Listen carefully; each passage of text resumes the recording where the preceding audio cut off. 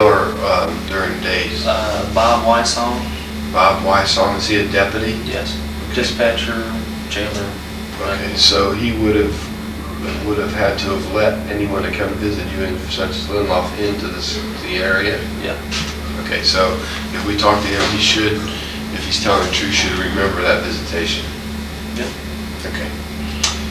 So he talks to you, Lindelof talks to you first. Let's talk about that first meeting.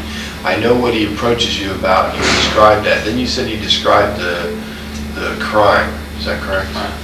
Let's go into that a little bit into detail. What does he tell you the first time? A very good-looking, semi-innocent.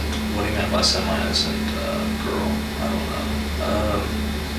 That Billy had a way with women. He was violent with them, like to slap them around, beat them, bite them, take the pussy, and then threaten them later if they told you to kill him. He had a reputation in Florida where he suspected of 3 girls' murders down there. He told you that? Yeah. Told me about a shooting he was involved in Maryland. Told me what his facts were behind the shootings, the motivations for the shootings in New Paris, that it was all connected to a juvenile girl. Just a basic rundown of his interpretation of Billy Scott's life. Okay, what did he tell you? You said it was pretty graphic, his discussion about Lesa Buckley, or Lesa? Yeah. Yeah, Lesa Buckley.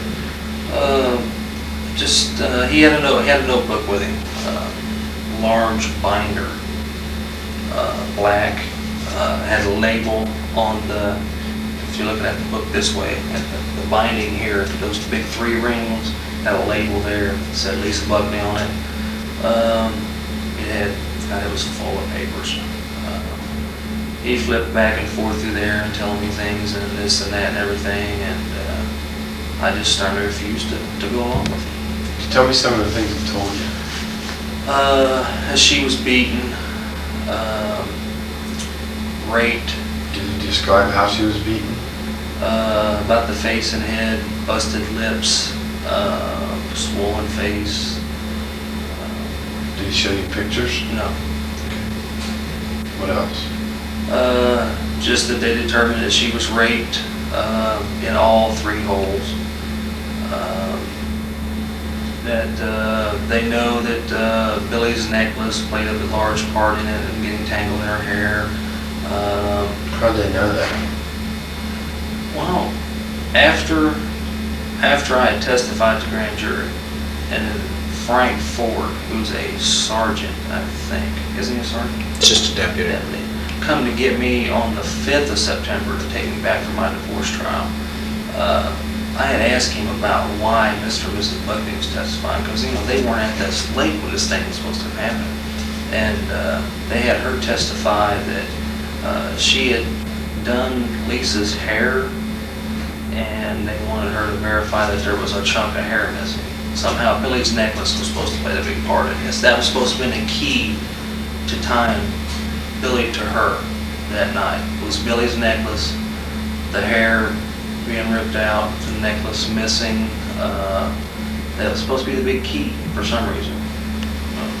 I don't see how a necklace and some hair could be a key, but that is supposed to be the big key.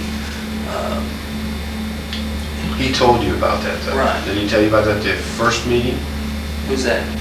Lindelof. This was Ford that was telling me about I know, but did Lindelof mention necklace and hair the first time? Necklace, hair, floating in the lake, shorts, thought they were a frisbee.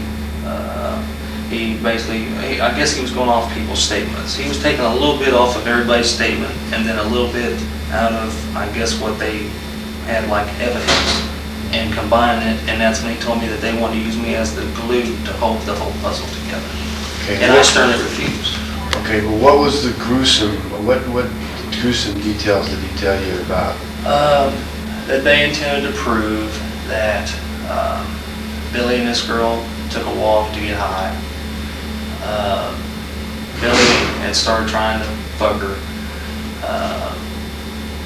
She didn't want nothing to do with him because Billy's girlfriend was present at the party. She started to leave. He hit her, threatened her into performing oral sex on him. His necklace got caught up into her hair, and as he ripped the necklace out, she screamed, went running for the water. He caught her from behind, hit her, beat her, sexually punished her. There was one thing that he wanted me to testify to that I forgot to testify to, and then Swihart and Ford got kind of mad that I was supposed to testify. They raped her in the ass, and I didn't. Sexually punished her, left her laying, and returned to the party. So he didn't throw her in the lake? Never mentioned anything about throwing her. Lindelof didn't mention that. Just that Billy had gotten in the water to wash off. He got in the water, but he didn't say anything about her getting in the water. After Billy got in the water to wash off, after he was done and returned to the party. And explained to me his thinking behind the whole thing. They wanted to prove that Billy was wet when he come back to the party. His necklace was missing, scratches on his chest, just everything. And after that, I sternly refused because of my lawyers telling me, Gary, I can beat this case because she's lying. I know she's lying. So I'm putting confidence in my lawyer. Well, when it came down to it, he's telling me, well, it's going to go down to your word against hers. And a woman in front of a jury, a little tear, or I might be going to believe her. So it had me running scared. I pled guilty to 2 misdemeanors, was sent over here on August the 2nd. Another emotional shock. My visitation with my son was hanging in the wings. That was bothering me, worrying me. I was overcome by emotion, and I decided to go along with what they wanted me to do. What did they offer you? Have my time reduced, guarantee me visitation with my son, and not sent back on parole violation. Which would have been how much time? How much time you got on the show? Till September of this year is my max. My tenure max is up. So even if you had not chose the max you were going to look at was less than a year, is that correct? It would have been till April here, Mm-hmm. and then another 6 or 7, 8 months. Okay, so a little over a year. Right. All right. But for something that you didn't do, that's a lot. I understand that. I'm not questioning it. I'm just getting it clarified for the tape. Okay. Now, when does Lindelof, after you've refused, then you get over here and you're thinking it around and you're thinking, if I do what they ask, then I'm going to get my reduced time visitation and things you just explained. What, do you make the second contact, and how do you do that? I wrote Rebecca Ferguson a letter. And what did you say in the letter? In the letter, I told Rebecca Ferguson that I wanted to make a deal, that Billy had discussed this stuff with me in the Preble County Jail, and went through it briefly on what I can remember, what Lindelof told me. Well, what was that? What'd you put in the letter? Do we have a copy of the letter? No. Just that they were sitting on the truck eating Doritos and drinking tequila.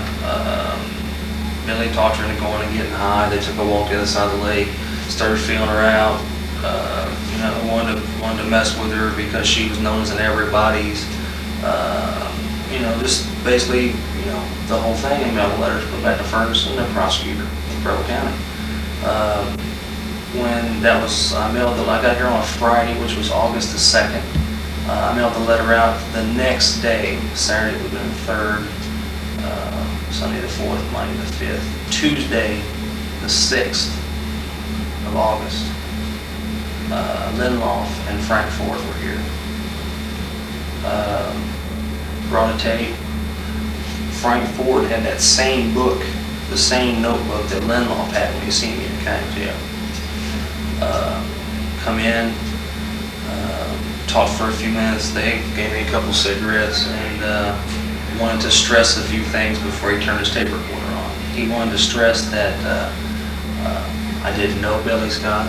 I didn't know Lesa Buckley. I don't know where New Paris is.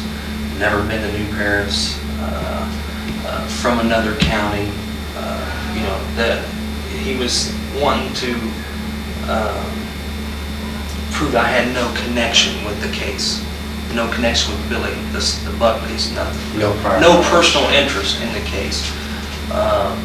That I was going to, said that I would be the perfect prosecution's witness. And discussed it around for a little bit between the three of us, and he turned the tape on and recorded a statement. Did he go over any of the details that he'd gone over with you in jail? No. So those were pretty much in your mind already? Right. Okay. Like I said, I'd probably forgot. I know I'd forgotten one, and the one that he wanted me to testify to at the grand jury was somebody that was important. Anal sex? Yeah, it was important to, to throw this in, and I Did did. he say why?